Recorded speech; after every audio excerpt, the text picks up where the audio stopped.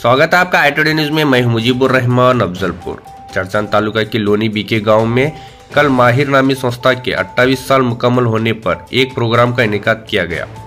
इस संस्था के फाउंडर लोसी कोरेन हैं, जिन्होंने इसकी बुनियाद रखी। लोनी बीके में इस संस्था को रिटायर्ड मछली इंजीनियर ने 4 एकड़ जमीन हदिया की थी, जिस पर आज ये संस्था कम व पेश 50 लोगों को रिहाइश फराहम करती है और इनकी देखभाल करती है। इसके अलावा यह संस्था लाचार खवातीन की खिदमत तकरीबन 40 यतीम बच्चों को मुफ्त तालीम भी फराहम करती है और साथ ही गाँव के खवातीन के लिए मुफ्त टेलरिंग सिखाती है।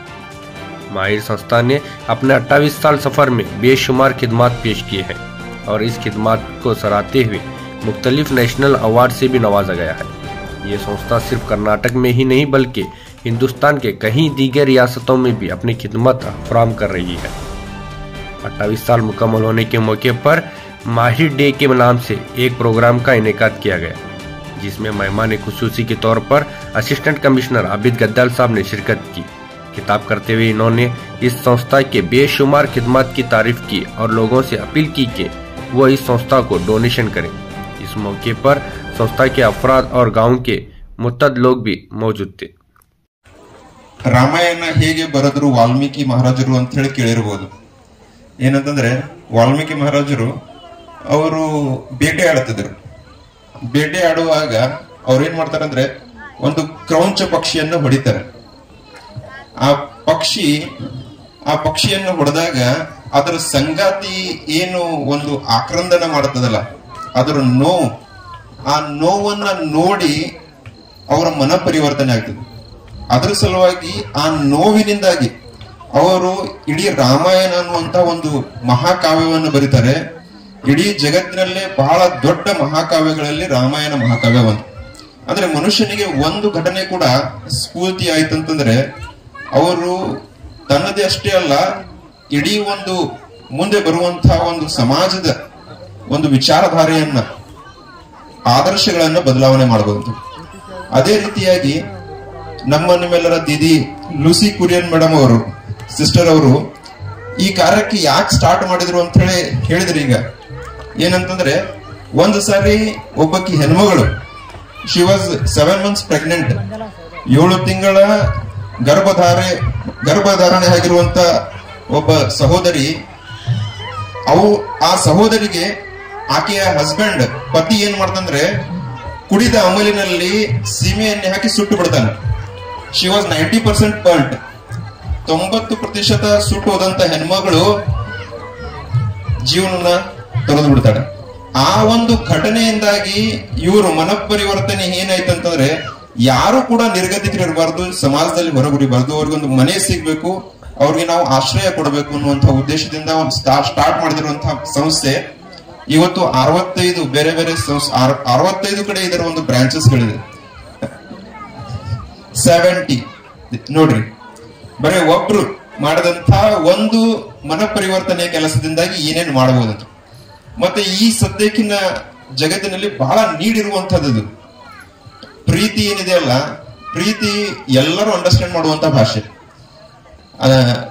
ಲವ್ ಅನ್ನೋದು ಅಂಡರ್ಸ್ಟ್ಯಾಂಡ್ ಮಾಡಿಸ್ಬೇಕಾದ್ರೆ ಏನು ಲ್ಯಾಂಗ್ವೇಜ್ ಬ್ಯಾರಿಯರ್ ಇಲ್ಲ ಅದಕ್ಕೆ।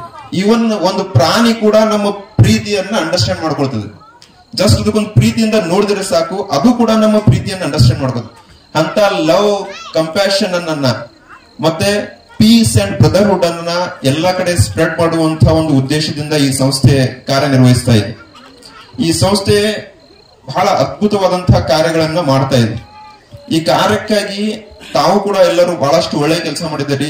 ಇದೇ ಈಗ ನಾವು ಆ ಹಿರಿಯ ಜೀವಿಯವರಿಗೆ ಸನ್ಮಾನ ಮಾಡಿದೀವಿ, ಬಹಳ ಸಂತಸ। ಯಾಕಂದ್ರೆ ನೋಡ್ರಿ, ನಾವು ಇವತ್ತು ಹಣ್ಣು ತಿನ್ನಾಕತ್ತೀವಿ ಅಂತಂದ್ರ ಅದನ್ನ ನಾವು ಹಚ್ಚಿರಂಗಿಲ್ಲ ಗಿಡ, ಹಿಂದೆ ಯಾರೋ ಒಬ್ರು ಹಿರಿಯರ್ ಗಿಡ ಹಚ್ಚಿರ್ತಾರ, ಅದ್ರ ಹಣ್ಣು ನಾವು ಇವತ್ತು ತಿನ್ನಾಕತ್ತೀವಿ।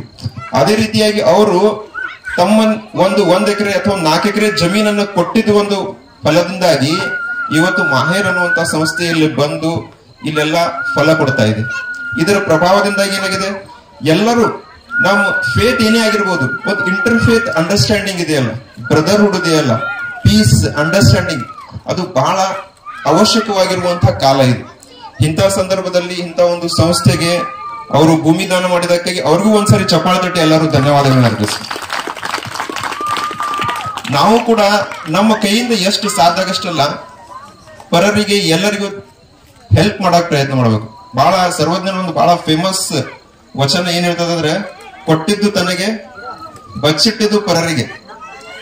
ನೋಡ್ರಿ, ಕೊಟ್ಟಿದ್ದು ತನಗೆ ಬಚ್ಚಿಟ್ಟಿದ್ದು ಪರಗೆ, ಕೊಟ್ಟಿದ್ದು ಕೆಟ್ಟಿತನ ಬೇಡ, ಮುಂದೆ ಕಟ್ಟಿಟ್ಟಿಹುದು ಬುದ್ಧಿ ಸರ್ವಜ್ಞ ಅಂತ ಹೇಳಿ.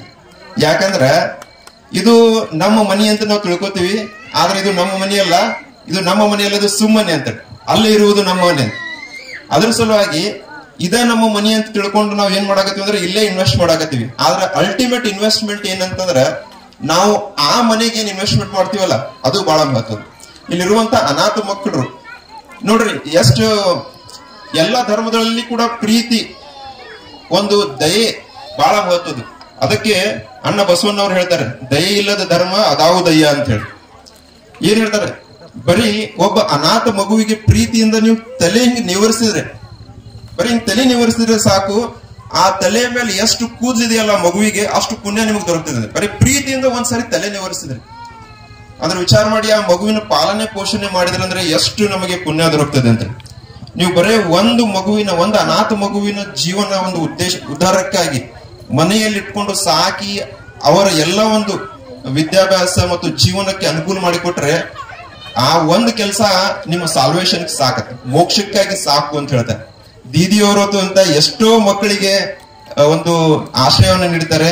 ಬಹಳ ವಿಶೇಷ ತಾವು ತಮ್ಮ ಜೊತೆ ನಾವು ಇಲ್ಲಿ ಬಂದು ತಾವು ಇಲ್ಲಿ ಇದ್ದೀರಲ್ಲ, ಇದೇ ನಮಗೆ ಇನ್ಸ್ಪಿರೇಷನ್.